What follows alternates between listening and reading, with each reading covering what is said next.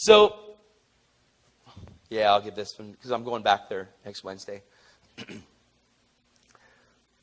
First of all, I'd like to start out by saying I'm done with debate.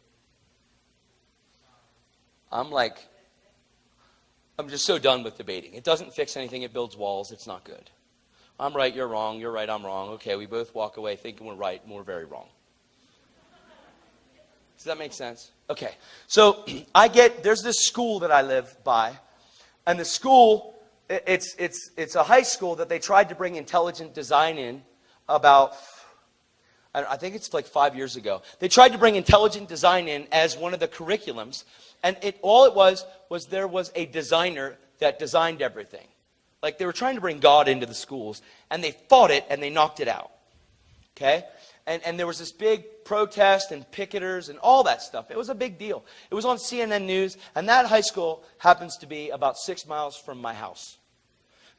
So my home church is right around there. And there's a lady from my home church that, God bless him, Jesus' name.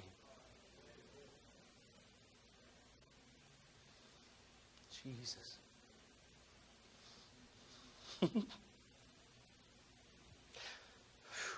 There's a high school. And this lady that is friends with one of the teachers there said, Todd, there's a class in the high school that is a religious debate class. And kids can take it as a curriculum. And what they do is they bring in Muslims, they bring in Hindus, they bring in Sikhs, they bring in Wiccans, they bring in every different religion into there so that students can be well informed and make a choice.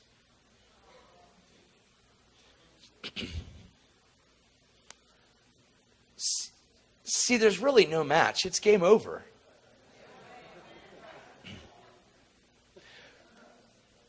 But we have to know who we are in the midst of that, or we'll try to argue our point. So I go into the classroom, I meet them in the office, and I'm like, hey, how you doing, guys? My name's Todd White, and I'm here to meet Mr. Hoover. And they're like, oh, okay. Well, we'll call him. And they call him, and he comes down. And I start talking to the ladies about Jesus. And because I'm in the high school. They're kind of limited in schools from what they can say, but I'm not, because I'm not part of their high school. Really. And if the kids get a hold of this, it'll change everything. Really. Because the kids aren't shut down. They can talk about everything they want to. They can talk about Jesus if they want. I'm sure... Oh, that would be just awesome. Anyway, really, because I'm starting to go into schools. It's crazy what God's doing. It's nuts, man. So I go into the classroom. Mr. Hoover brings me in there. All the students are there. And they're like, what? Because I'm a guy coming in and talk about Christianity. And they've never seen anything like me. It's true. It's not normal. Because the people they bring in,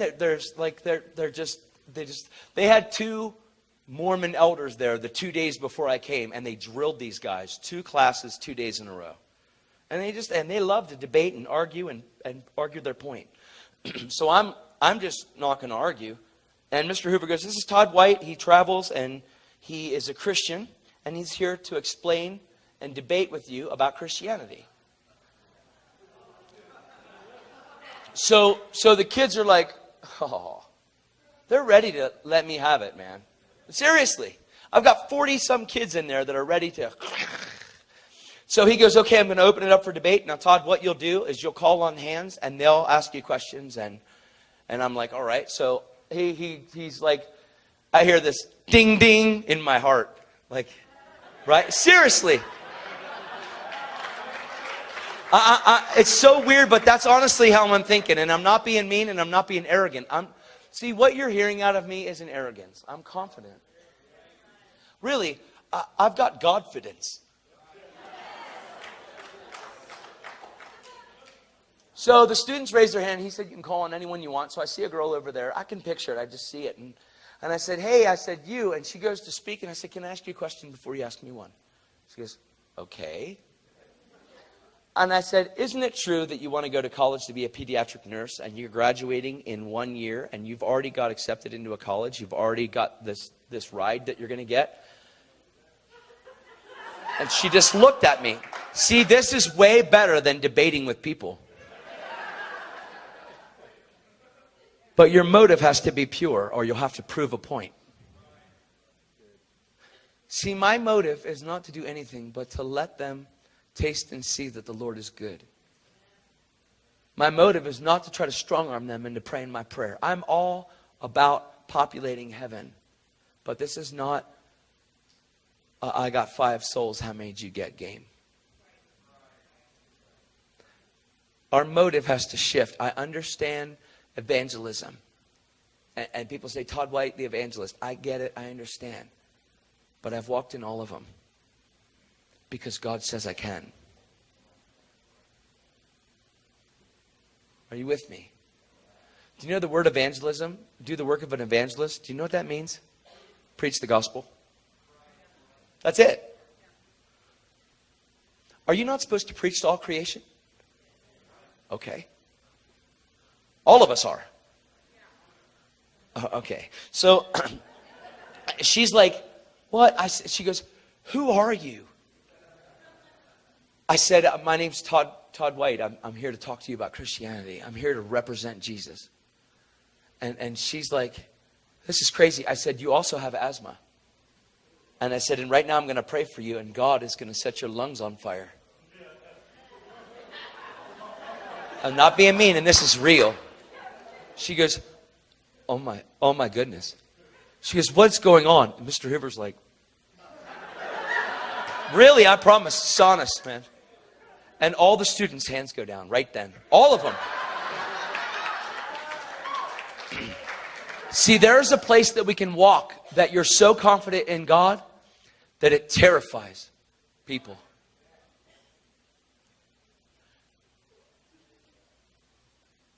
The blessings of Deuteronomy 28, one of them that I named is that people will fear you because of your relationship with the Lord.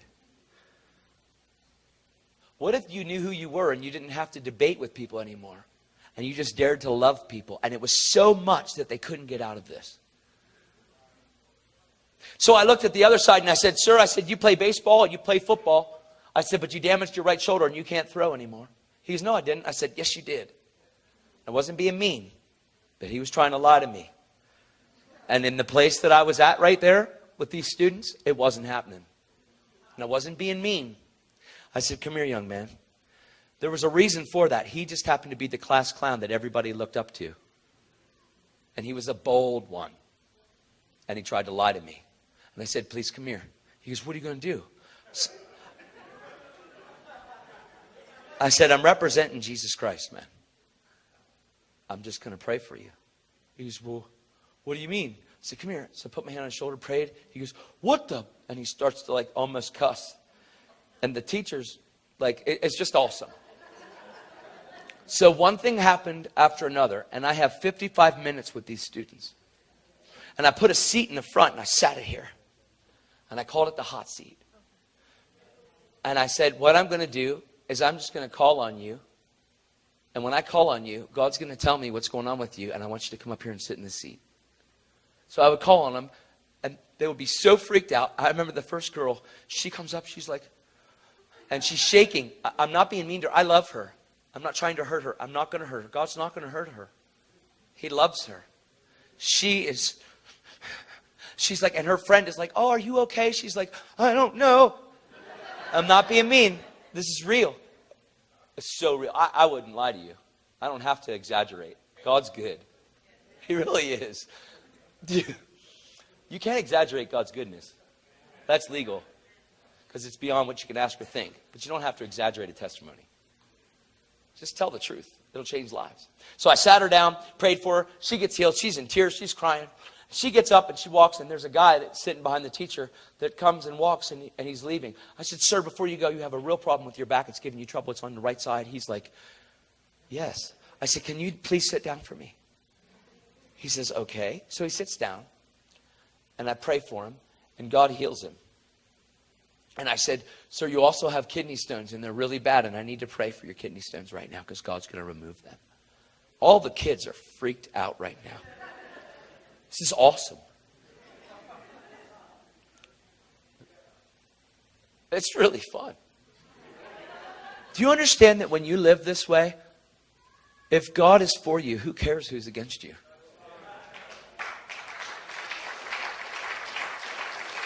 This is really true.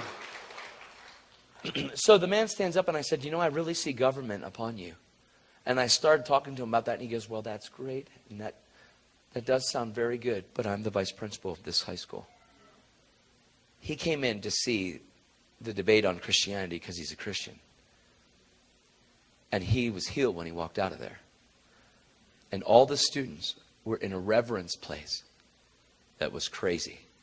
Now the students are up and they're talking, the bell rings, and none of them will leave. It's lunchtime.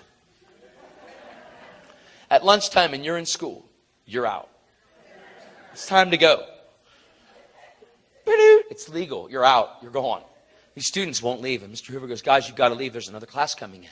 She's like, man, can we get passes to go? No, you cannot get passes today. You have to go. We'll see if Mr. White will come back again. And they're leaving. And the students are coming in. And they're like, it's awesome. I love it. Because I heard this kid. I'm right beside him. He's walking out. He's just shaking his head. And I looked at him. I said, God loves you, man. He goes, yeah. Really? He walks out. The student's walking in. There's this cool dude walking in. You can tell they're, when I was in school, we call them jocks. It's not a bad word. It was just the guys that were really good at sports. And you could tell, right? He goes, dude, you guys are in for it today, man. And they walk out, and the other class comes in and sits down. Same thing happens for another 45 minutes.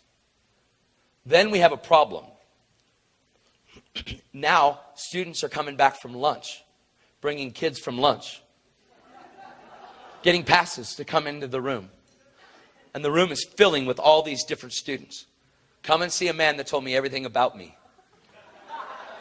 I'm really serious. It's really happened. It's really awesome. And it's totally available. And I want to tell you that it's through righteousness. Because when you're in a situation like that, what you will do is you will sense the darkness around you if you're not careful. And you will be very aware of how dark it is. You will talk about, oh, I went in there and it just felt really dark. Which I believe is totally whacked and illegal for a Christian to say. Because you're light. If you go into a place and it's really dark, it's not anymore because you're there. If you're in your house and it's really dark, it's not anymore because you're the light of your house. I just read it. Come on, man. If you're at your workplace and you know who you are, I don't care where you are. You're the light in your workplace. Come on, man. I'm talking to you. The light in your workplace, Mr. Police Officer. Yes. I didn't read your poem. I couldn't, or I'd have been a wreck today before I came up here that you wrote.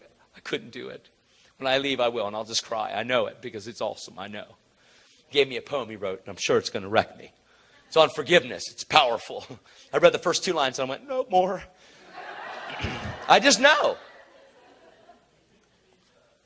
Yeah. I'm going back to that school on Wednesday.